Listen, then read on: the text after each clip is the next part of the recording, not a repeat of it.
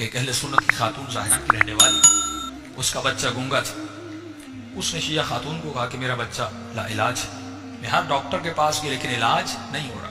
اس شیعہ خاتون نے کہا چلیے ہمارے پاس ایک ڈاکٹر ہے جو آپ کا علاج کرے گا۔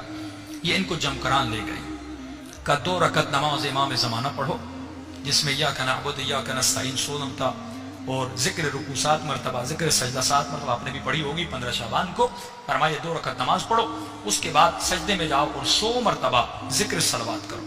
یہ خاتون کہتی ہے میں نے یہی کیا، سجدے میں جا کر 100 مرتبہ ذکر صلوات کیا، اب میری آنکھ لگ گئی، مجھے نیند آ گئی۔ خواب کے عالم میں کیا دیکھتی ہوں، پورے جمکران میں مجمع لگا ہے، بھیڑ لگی ہے، اس مجمع کے بیچ میں ایک نورانی چہرہ ہے۔ میں سمجھ گئی یہ وہی ہے جو میرا مسئلہ حل کرے گا، یہ وہی ہے جو میری مشکل کو حل کرے گا۔ لیکن میں بات کرنا چاہتی تھی، جیسے میری زبان پر تالے لگ گئے، میں بات کرنا چاہتی تھی لیکن پورا وجود میرا کانپ رہا تھا، کیسے بات کروں؟ ایک عجیب ہیبت میرے وجود پہ طاری ہو گئی۔ ایک مرتبہ اس شخص نے مڑ کر دیکھا کہ چہرہ چاند کی طرح چمک رہا تھا۔ انہوں نے کہا خاتون اپنے بیٹے کی شفا کے لیے آئی ہو؟ میں نے کہا مولا شفا کے لیے آئی ہوں۔ کہ تم نے نماز پڑھی؟ میں نے کہا مولا نماز پڑھی۔ کہ دوبارہ نماز پڑھو۔ کیا کرو؟ دوبارہ نماز پڑھو۔ میں نے کہا مولا ایک دفعہ پڑھی، کہ دوبارہ پڑھو۔ کہ جیسے میری آنکھ کھلی میں نے وضو کیا، 2 رکعت نماز پڑھی، اب سجدے میں گئی۔ اس کا فلسفہ سمجھیے۔ فرمایا جب پہلے نماز پڑھی تھی تو شک تھا،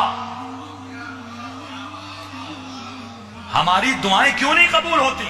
ہم کربلا جاتے ہیں، شک میں دعا کرتے ہیں۔ دعا کرنے کے اپنے آداب ہیں، اگر مجھے وقت ملا اگلی مجلسوں میں آداب دعا بتاؤں کہ دعا کرنے کا طریقہ، دعا کرنے کے آداب ہیں۔ جب دعا کرو تو کیسے کرو؟ کیا مسئلہ ایک دعا کرتا ہے اسے شفا ملتی ہے؟ ہم سال ہاں سال جاتے ہیں دعائیں کرتے ہیں، ہماری دعائیں قبول نہیں ہوتی۔ دعا کا ایک ادب ہے، دعا کا ایک طریقہ ہے۔ ہم دعا کرتے ہیں شک میں، مولا دیں یا نہ دیں، 50-50 زبانی دعا کرتے ہیں۔ لیکن امام فرماتے ہیں ایسے مانگو جیسے فقیر خیرات مانگتا ہے۔ کچھ ایسے فقیر ہیں دروازے سے واپس نہیں جاتے جب تک آپ ان کو خیرات نہ دیں۔ فرمایا ایسے فقیر بن، اتنا کھڑکا اتنا کھڑکا۔ امام نے فرمایا جو دروازہ کھٹکھٹاتا ہے پہلے یہ بتا اس گھر کے اندر کوئی ہے کہ نہیں؟ جو دروازہ کھٹکھٹاتے ہو یہ تو بتا اس گھر کے کوئی اندر ہے کہ نہیں؟ کہ مولا یقین ہے خدا سن رہا ہے، آپ سن رہے ہیں، گھر کے اندر کوئی ہے۔ تو امام نے فرمایا پھر اتنا کھٹکا جب تک وہ دروازہ کھول نہیں لیتا۔ جب گھر کے کوئی اندر ہے تو یقیناً دیر یا سویر تمہارے دروازہ کھولے گا۔ امام فرماتا ایسے مانگ، یقین کر کے مانگ۔ اسی لیے میں زور دیتا ہوں آپ پر کہ عزیزان محترم اپنی روحانیت کو اتنا بڑھائیے کہ اہل بیت کی کم از کم زندگی میں 1 مرتبہ زیارت ہو جائے۔ جب زیارت اہل بیت ہو جائے گی اس کا مطلب آپ کو یقین پیدا ہو جائے گا۔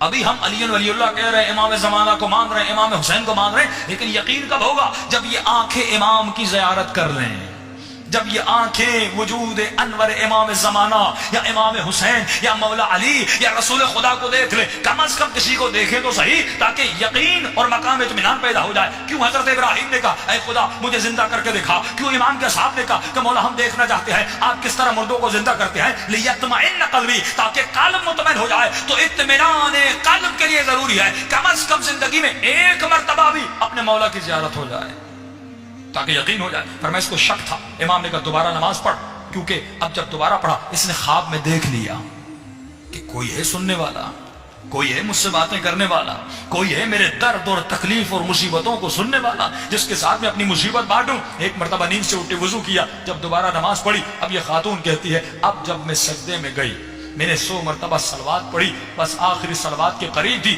1 مرتبہ میرے بچے نے مجھے اٹھایا، اماں اٹھیے مجھے پیاس لگی ہے، مجھے بھوک